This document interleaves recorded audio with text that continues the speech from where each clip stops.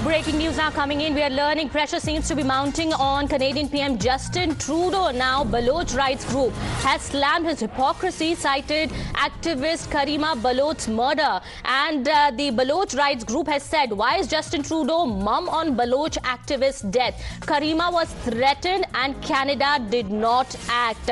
This is what we are learning at this point in time. Big breaking news that we are tracking at this point in time. We are learning now Karima Baloch activist was found dead in Toronto a few days back, and she's been living in Canada in exile for the last few years. And this is what the Baloch rights group is now asking Justin Trudeau as he continues to put the blame on India, alleging its involvement in the killing of Khalistani terrorist Nijjar, but it continues to stay mum on the Baloch activist murder. My colleague Pradeep Datta is also now joining us live. Aditi would also be joining us live from the newsroom. All right, let me go first to Pradeep Datta. Pradeep, these are pertinent questions that Canada need to answer.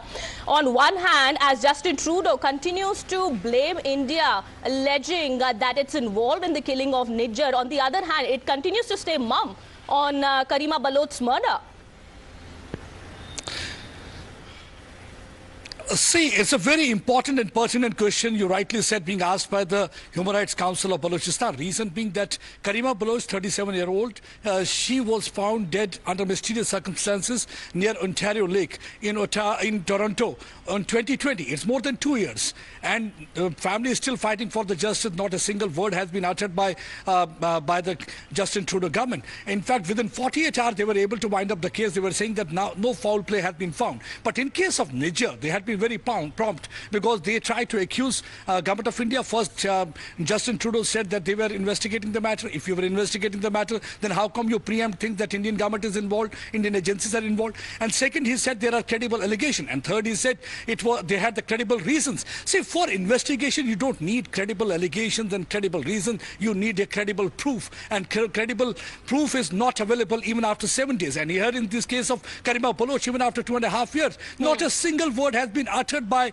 the Justin Trudeau government. So they clearly indicate that they are simply trying to expose the duplicity and hypocrisy of the Justin Trudeau government, that how he is trying to appease one particular section. One, he wanted to bend. They tried to put cover over the Karima Baloch's murder. That time they wanted to simply save skin of Inter-Service Intelligence, Pakistan spy agency, and this time they are trying to keep Khalistani stooge who are also sitting in the lap of Inter-Service Intelligence in good humor, because it's all for the vote bank politics, because these people have got some influence, because we know that in 2019, when Justin Trudeau won election, he got 157 seats, 13 seats short of the majority. And that time he had shaken hands with the political party that was led by none other than Dhaliwal. Dhaliwal is considered to be, again, the one who is promoting and supporting terror-related activities. So when you shake hands with them, so one can't expect that you will be really doing justice, and that's one of the reasons you're trying to blame India for things, rather than trying to hit out at all those people. Justice needs to be delivered to Karima Baloch as well, and that is what the Canadian PM needs to ensure. It's been more than 2 years, and no swift action has been taken. Justice hasn't been delivered to Karima Baloch yet. That is what Canada needs to do first, rather than pointing fingers at India. Let me go across to Aditi also now. She also has the detailed statement of the Baloch rights group who've slammed Justin Trudeau's hypocrisy, asking questions to him. Take us through that statement, Aditi.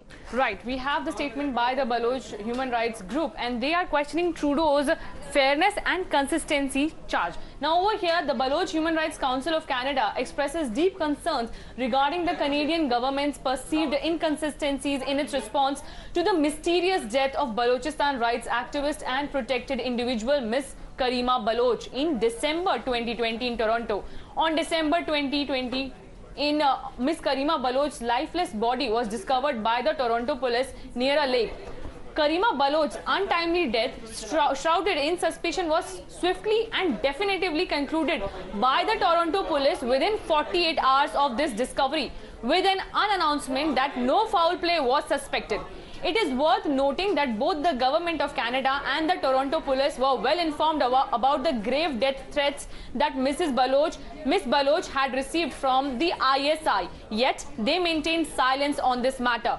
Prime Minister Mr. Justin Trudeau's conspicuous silence regarding the high-profile unexplained death of Ms. Karima Baloch, a prominent Balochistan human rights defender, stands in stark contrast to his impassioned speeches in the House of Commons and extensive international media coverage concerning the shooting death of Mr. Hardeep Singh Nijjar, who is a designated terrorist by India. And this is again a straightforward rebuttal to Canada's duplicity, how they are always vocal for Khalistanis but silent for Baloch activists. All right. Thank you so much, Aditi, for taking us through that statement. Thanks so much, Pradeep, for getting us all those details as well. We'll be keeping an eye on this and bring you more updates in just a short while from now. We're taking a short break.